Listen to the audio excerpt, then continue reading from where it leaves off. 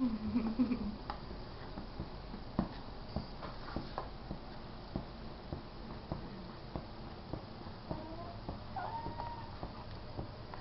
for your own good, because I said so. Do as I say, not as I do.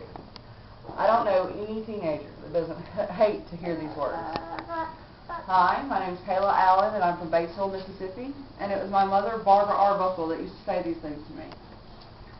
I'm here today to tell you of my mother's story and what her advice means to me. First, I'm going to tell you of my mother's life.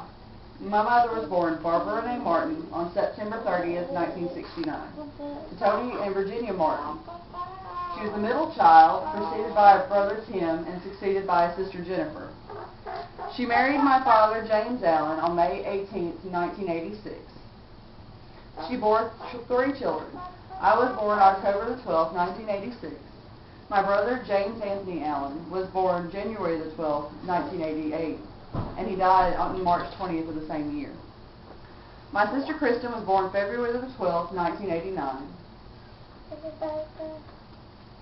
My mother was a smart girl, but she had me in high school barely after she turned 17, so she didn't get a chance to go to college.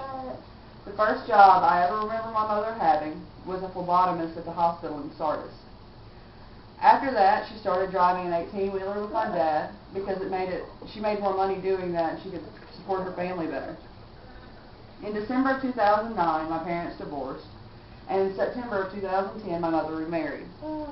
She married Dwight Arbuckle and gave a stepson, Chris Arbuckle. My mother has taught me many things in life. The stove is hot. Never put metal in the microwave. She taught me how to make biscuits and that you should never go grocery shopping when you're hungry. She also told me that you should never get married until you have a ring on your finger that's too big to fit in your pocket.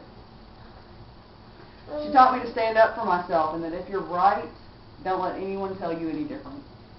But the most important thing my mother taught me was drive.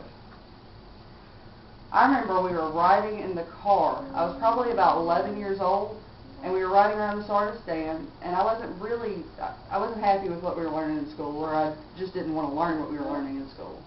And my mother told me, Kayla, if you stand still, you will fall behind. She taught me that if at any age you stop learning, you start to fall behind everyone else.